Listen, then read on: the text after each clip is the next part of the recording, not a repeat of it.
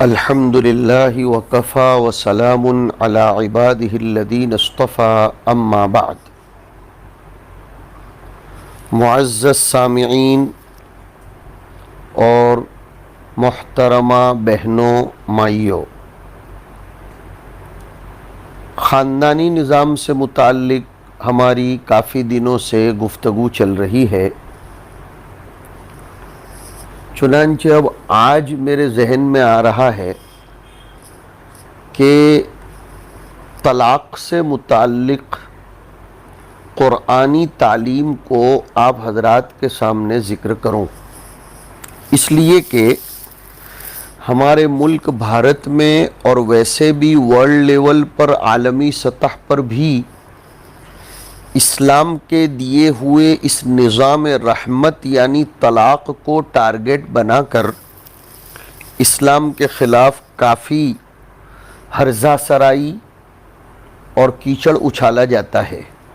تو سنیے، اسلام اور اس کی دی ہوئی تعلیمات کو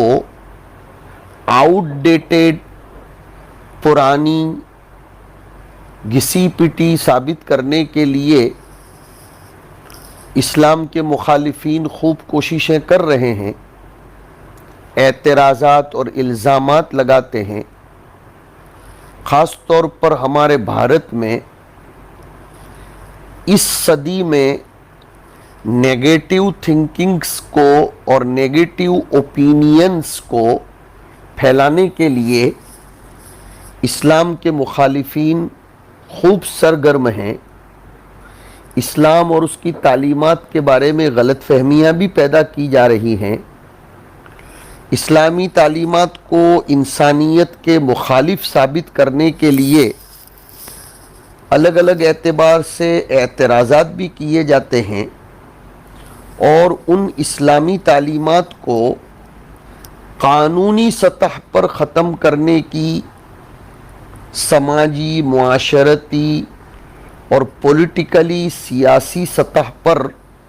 کوششیں ہو رہی ہیں، جن میں سے کچھ تو انہوں نے کر تک ڈالی اور اس میں اپنے زعم میں یہ کامیاب بھی ہوئے۔ انہی تعلیمات میں سے ایک طلاق کا معاملہ ہے۔ 3 طلاق کو عورت کے خلاف ظلم اور زیادتی بتلا کر پروپیگنڈے کیے جا رہے ہیں، اور اس طرح اس کو بتایا جا رہا ہے گویا کہ ہر مسلمان طلاق ثلاثہ دیتا ہو، 3 ہی طلاقیں دیتا ہو، یا ہر مسلمان اسے واجب سمجھتا ہو۔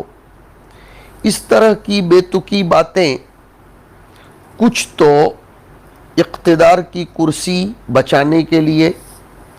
کچھ اپنے اغراض و مقاصد کو حاصل کرنے کے لیے، اور کچھ اسلامی تعلیمات سے ناواقفیت کی وجہ سے، اور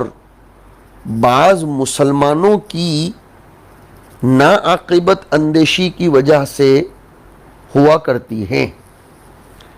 ہمیں سب سے پہلے یہ معلوم ہونا چاہیے کہ اسلام کی نظر میں نکاح ایک بہت محبوب، پیارا، قابل احترام رشتہ ہے۔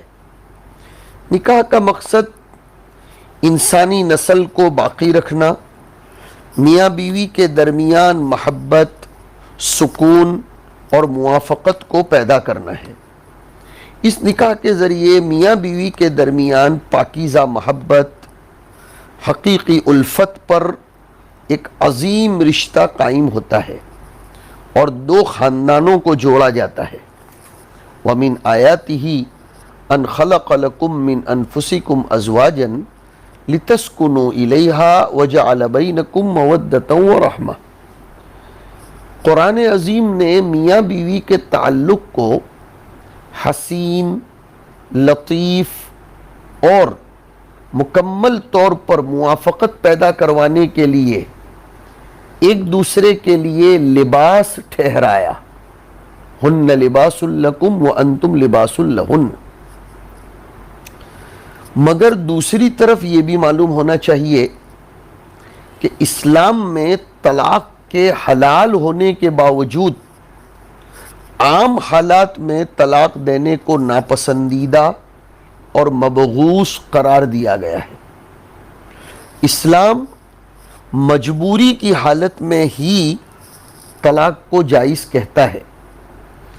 اور جائز کہنے کے باوجود بھی اسلام کا جو طلاق کا نظام ہے وہ معاشرتی تقاضوں کے بالکل مطابق ہے۔ طلاق معاشرے کی ضرورت ہے، اس لیے کہ کبھی کبھی میاں بیوی کے رشتے میں یہ دونوں آپس میں ذہنی طور پر ایک دوسرے کو قبول ہی نہیں کر پاتے، ساتھ رہنے کے باوجود اپنائیت ہی پیدا نہیں ہو پاتی، آہستہ آہستہ چھوٹے چھوٹے اختلافات بہت اوپر تک چلے جاتے ہیں، اور پھر میاں بیوی کا آپس میں نبھاؤ بڑا مشکل ہو جاتا ہے۔ وہ خوشگوار اور پر لطف میرج لائف، شادی کی زندگی سے محروم ہو جاتے ہیں، ان کی زندگی جہنم بن جاتی ہے۔ اور جب حالات ایسے ہو جائیں تو پھر اسلام بہترین خوبصورت طریقے سے الگ ہونے کا جو طریقہ بتاتا ہے، اسی طریقے کا نام طلاق ہے۔ میاں بیوی کی زندگی ٹھنڈے گرم، اونچ نیچ سے چلتی تو رہتی ہے، اس میں نا اتفاقی اور ناچاقی ایسا نہیں ہے کہ ہو ہی نہیں سکتی، بلکہ میاں بیوی کے درمیان اختلاف پیدا ہونا، دونوں کی رائے کا الگ الگ ہونا، یہ تو فطری چیز ہے۔ اللہ تعالیٰ نے دنیا میں ہر ایک کو الگ الگ سوچ و بچار، الگ الگ مزاج والا پیدا کیا ہے، اور جن میاں بیوی کی زندگی میں تھوڑی بہت انبن اور بعض مسائل میں اختلاف نہ ہو تو وہ خود سوالیہ نشان ہے۔ ہاں، ایسا ممکن ہے کہ یہ معمولی اختلافات کبھی کبھی سنگین شکل اختیار کر لیں اور پھر دونوں ایک جگہ رہنا ان کا ممکن ہی نہ ہو، ایسی شکل میں طلاق پر عمل کیا جاتا ہے۔ لیکن مذہب اسلام میاں بیوی کو آپسی اختلافات سے نجات پانے کے لیے ان کے اندر طلاق ہی کو سولیوشن اور حل نہیں بتاتا، بلکہ میاں بیوی کے درمیان صلح صفائی کرانے، ان کے جھگڑوں کا خاتمہ کرنے اور میاں بیوی کو نکاح کے بندھن میں بندھے رکھنے کے لیے بھرپور کوشش کرنے کا قائل اور راغب ہے۔ قرآن کریم میاں بیوی کو یہ گائیڈ لائن دیتا ہے، رہبری کرتا ہے کہ آپس کے اختلافات کو ختم کرنے کے لیے دونوں مل کر کوشش کریں۔ کچھ اقدامات کی طرف دونوں کی قرآن کریم رہنمائی کرتا ہے۔ چنانچہ سب سے پہلے تو قرآن کریم شوہر کو بار بار بیوی کے ساتھ اچھا سلوک کرنے کی تاکید کرتا ہے، بیوی کے ساتھ رفیق زندگی، ہم سفر اور دوستانہ برتاؤ کرنے کی تلقین کرتا ہے، اور یہ کہتا ہے کہ اگر عورت کے اندر کوئی خامی یا کمزوری یا کمی ہو جس کی وجہ سے شوہر اسے ناپسند کرتا ہو تو فوراً ناراض ہو کر یا دل اچاٹ کر کے نفسانی خواہشات کے تابع ہو کر بے قابو ہو کر اسے چھوڑ نہیں دینا چاہیے،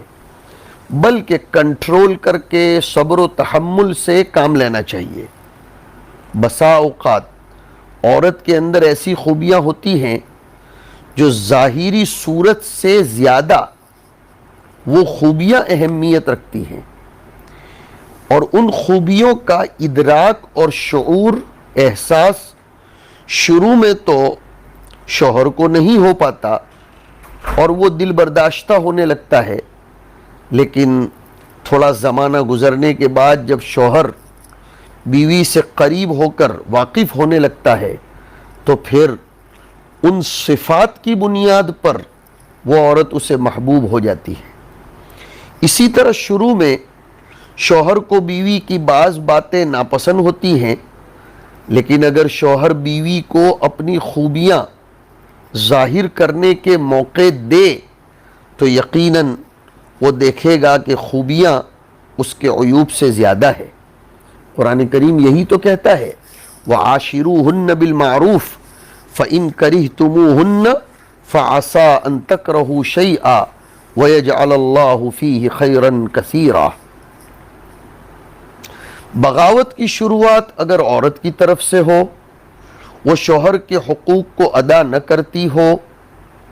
اور سرکشی کے راستے پر چل پڑتی ہو، تو تعلیم دی گئی کہ شوہر غصے میں آ کر بیوی سے تعلق توڑ نہ دے، رشتہ توڑنے پر نہ اتر آئے اور فوراً طلاق کا حق استعمال نہ کرے، بلکہ قرآن کریم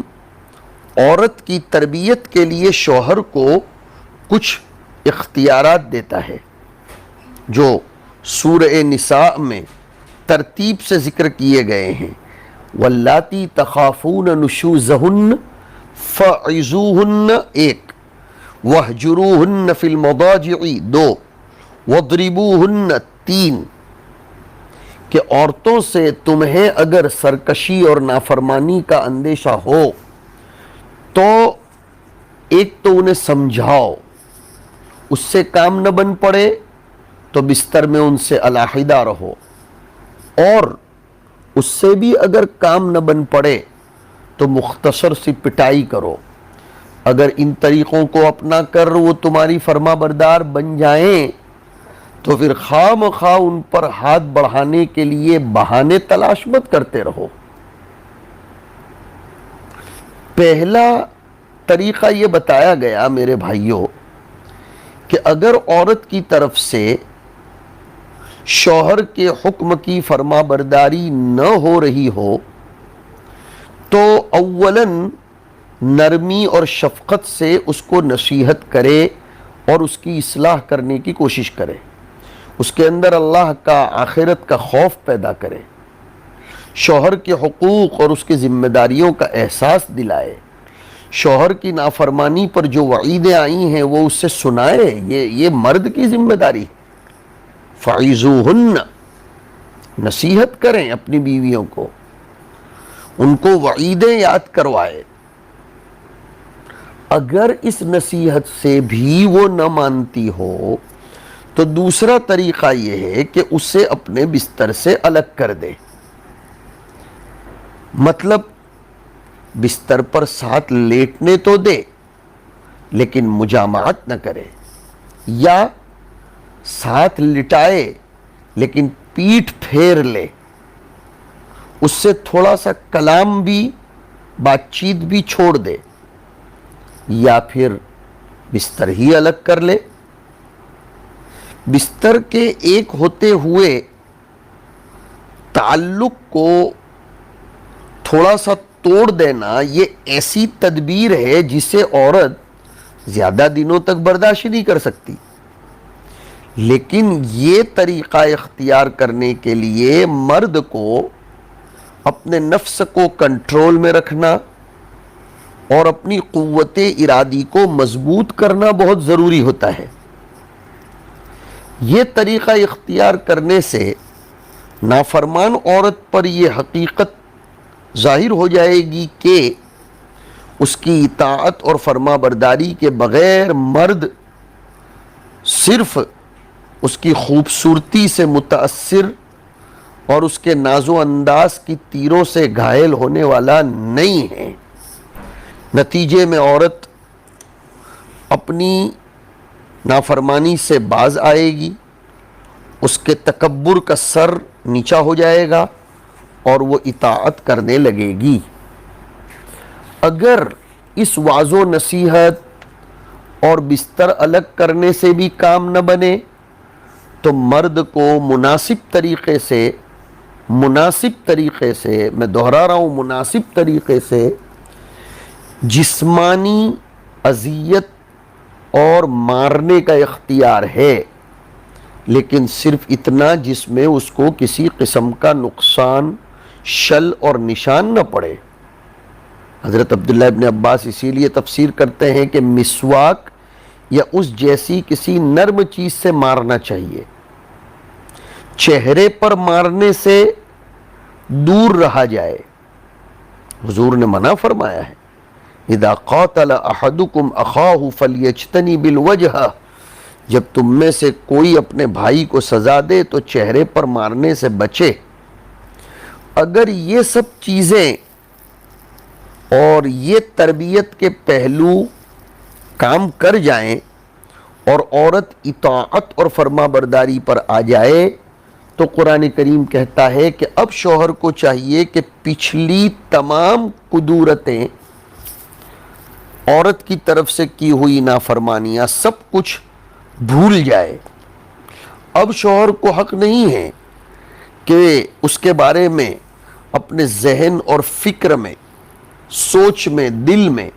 انتقام کا جذبہ، بدلہ لینے کی بھاونا لے کر چلتا رہے اور کوئی بہانہ تلاش کرنے کی کوشش کرے۔ یہ تو تب ہے جب عورت کی طرف سے بغاوت ہو، لیکن سنیے، اگر بغاوت شوہر کی طرف سے ہو اور شوہر بیوی کے حقوق ادا نہ کرتا ہو تو اس صورت میں قرآن کریم عورت کو بھی کچھ تعلیمات دیتا ہے جن پر عمل کر کے شوہر کو طلاق دینے سے روک سکتی ہے۔ ایک تو یہ کہ قرآن مجید مرد کو بار بار بیوی کے ساتھ حسن سلوک کرنے، اس کے حقوق ادا کرنے، اس کے عیوب کو نظر انداز کرنے اور اس کی خوبیوں پر نظر رکھنے کی تلقین کرتا ہے، تو دوسری طرف عورت کو یہ کہتا ہے کہ اگر شوہر اس سے چہرہ ہٹاتا ہو، اس کے اوپر ظلم و زیادتی کرتا ہو، اس کے حقوق ادا کرنے میں کوتاہی کرتا ہو، تو عورت فوری طور پر طلاق کا مطالبہ نہ کرے، بلکہ اپنی سمجھداری کے ذریعے شوہر کی نافرمانی کی وجہ جاننے کی کوشش کرے اور اس کے حل کی کوئی مناسب تدبیر کرے۔ اگر اس کے لیے اس کو اپنے بعض مطالبات سے دستبردار ہونا پڑے اور اپنے حقوق میں کمی بیشی کرنا پڑے یا سارے حقوق بھی چھوڑ دینا پڑے تو وہ چھوڑ سکتی ہے۔ وَإِنِ امْرَأَةٌ خَافَتْ مِنْ بَعْلِهَا نُشُوزًا أَوْ إِعْرَاضًا فَلَا جُنَاحَ عَلَيْهِمَا أَنْ يُصْلِحَا بَيْنَهُمَا صُلْحًا وَالصُّلْحُ خَيْرٌ، کہ اگر کسی عورت کو اپنے شوہر کی طرف سے بدسلوکی یا بے رخی کا خطرہ ہو تو کوئی حرج نہیں ہے کہ میاں بیوی آپس میں صلح کر لیں کچھ حقوق کی کمی زیادتی پر، جیسے نان نفقہ، لباس، رات گزارنا وغیرہ، پورے کے پورے حقوق چھوڑ سکتی ہے یا اس میں کمی کر دے اور مرد اسے قبول کر لے۔ صلح کرنا جدا ہونے سے زیادہ بہتر ہے، والصلح خیر۔ حضرت عائشہ فرماتی ہیں کہ بیوی کی عمر درازی یا کسی اور وجہ سے شوہر کی طبیعت عورت کی طرف سے اگر بھر جائے، بیزار ہو جائے اور وہ اس سے چھٹکارا حاصل کرنے کے در پہ ہو تو عورت اپنے شوہر سے خود یہ آفر اور پیشکش کرے کہ میں اپنے کچھ حقوق کم کر دیتی ہوں لیکن مجھے آپ کے نکاح میں رہنے دیں۔ اگر دونوں اس بات پر راضی ہو جائیں تو صلح کرنے میں کوئی حرج نہیں بلکہ بہتری ہے۔ دوسرا طریقہ یہ ہے کہ کوئی حکم مقرر کرے، علیحدہ نہ ہو، تمام کوششوں میں ناکامی کے بعد بھی یہ ہے کہ میاں بیوی دونوں کی طرف سے ایک تھرڈ پارٹی، ایک ثالث کا چناؤ عمل میں آئے اور وہ جو حکم پنچ ہے وہ اختلاف کی جڑ کو تلاش کرے اور غیر جانبدارانہ طور پر خیر خواہی کے ساتھ صلح صفائی میل ملاپ کی کوشش کریں. اگر دونوں اچھی نیت سے اپنے احوال کو سدھارنے کی کوشش کریں گے تو اللہ رب العزت ان میں باہمی موافقت پیدا کر دے گا یا کوئی بہتر راستہ بنائے گا. اگر آپس میں سلجھاؤ ہو گیا تو بہت اچھا ہے. وَإِنْ خِفْتُمْ شِقَاقَ بَيْنِهِمَا فَابْعَثُوا حَكَمًا مِّنْ أَهْلِهِ وَحَكَمًا مِّنْ أَهْلِهَا إِنْ يُرِيدَا إِصْلَاحًا يُوَفِّقِ اللَّهُ بَيْنَهُمَا. اللہ ان کے درمیان موافقت کی صورت نکال دے گا. اللہ سب کچھ جانتا ہے اور وہ باخبر ہے، اسے معلوم ہے. مرد اور عورت کے درمیان مصالحت کرانے اور ان کے جھگڑے کا تصفیہ کرانے میں اگر یہ ساری کوششیں غیر مفید ہوں اور اب اگر نکاح کا رشتہ ٹوٹنے کے قریب ہو جائے تو پھر اسلام نے ان کے درمیان ابھی بھی رشتے کو بچانے کے لیے ایک آخری اقدام دیا، اور وہ یہ کہ اسٹیپ بائی اسٹیپ درجہ بدرجہ طلاق دے. الطلاق مرتان، یا تو طلاق 2 بار دے، پھر یا تو سیدھی طرح عورت کو روک لیا جائے اچھی نیت سے، یا بھلے طریقے سے رخصت کر دیا جائے. اسلام طلاق کا جو نظام بتاتا ہے اسے خوب دھیان سے سمجھنے کی ضرورت ہے. ایک تو طلاق رجعی ہے کہ عورت پاک ہو، اس کو پیریڈ نہ ہو اور اس حالت میں اس سے صحبت نہ کی ہو تو ایسے زمانے میں 1 یا 2 طلاق دے اور عدت ختم ہونے سے پہلے رجوع کر لے. اس کو طلاق رجعی کہتے ہیں. یا پھر عورت کی پاکی کی حالت میں جس میں اس سے صحبت نہ کی گئی ہو 1 طلاق دے، عدت پوری ہونے سے پہلے رجوع کرے اور نہ ہی دوسری طلاق دے. عدت کے ختم ہونے پر آٹومیٹیکلی نکاح کا رشتہ ٹوٹ جائے گا. اور تیسرا طریقہ یہ ہے کہ 3 طہر میں جن میں اس سے صحبت نہ کی ہو ایک کر کے 3 طلاقیں دے دے. طلاق بائن کے بعد اگر مرد اور عورت پھر سے ایک ساتھ رہنا چاہیں تو نئے سرے سے صرف نکاح کرنا ہے. اب میاں بیوی بن جائیں گے. طلاق رجعی میں اگر ختم ہونے سے پہلے صرف رجوع کر لے، میسج کر دے، ٹچ کر دے، بات چیت کر لے، رجوع ہو جائے گا. ہاں، طلاق رجعی میں 1 طلاق کے بعد باقی طلاقیں جب کبھی دے تو رشتہ ازدواج ختم ہو جائے گا. دونوں ایک ساتھ نہیں رہ سکتے، نہ ایک دوسرے سے نکاح کر سکتے ہیں، الا یہ کہ اس عورت کا کسی دوسرے مرد سے باہمی رضامندی سے نکاح ہو جائے، پھر ان کے درمیان اتفاقی طور پر طلاق ہو یا دوسرے شوہر کا انتقال ہو جائے تو پہلا شوہر اس سے نکاح کر سکتا ہے. اسلام نے جو طلاق کا نظام دیا ہے وہ مکمل طور پر انسانی فطرت کے اور معاشرتی تقاضے کے مطابق ہے. اس نظام میں میاں بیوی کے درمیان مکمل جدائی، قطعی طور پر نکاح کا رشتہ اسی وقت ٹوٹتا ہے جب ایک ساتھ 3 طلاق دے یا الگ الگ کر کے تیسری طلاق دے دے. مطلب کئی منزلوں سے گزرنا پڑتا ہے، اور سنت یہی بتایا گیا کہ ایک کر کے دے تاکہ اچھی طرح سوچنے، سمجھنے اور اصلاح کی مہلت ملے، زوجین اپنی غلطیوں کا احساس کر سکیں. اگر شوہر کی طرف سے زیادتی ہو اور اس نے پیش میں آ کر طلاق دے دی ہو تو وہ اپنی غلطی پر پچھتائے گا، اپنے فیصلے سے باز آئے گا. اور اگر عورت کی طرف سے زیادتی ہے اور وہ شوہر کے حقوق ادا نہیں کرتی تو 1 طلاق کے بعد اس کو بھی احساس ہو جانا چاہیے کہ اگر وہ اپنی غلطیوں سے باز نہیں آئے گی اور آپس میں مصالحت نہیں کرے گی تو دونوں کے درمیان تعلقات ختم ہو جائیں گے اور دونوں ایک دوسرے کے لیے پھر اجنبی بن جائیں گے۔ ہو سکتا ہے ان کو ایک طلاق کے بعد بھی اپنی غلطیوں کا احساس نہ ہو، یا ان کے تعلقات اتنے خراب ہو گئے ہوں کہ وہ ابھی تک مصالحت نہ کر پائے ہوں، مزید وقت چاہیے،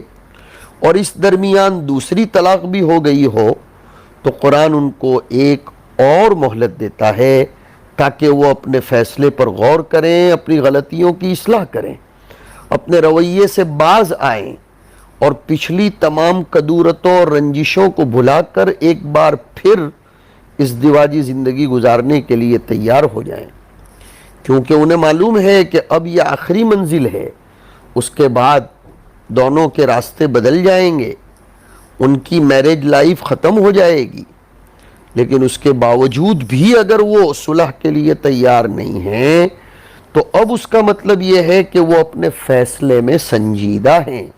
ان کے درمیان ضرور کوئی ایسی بات ہے جو ان کو ساتھ رہنے نہیں دیتی،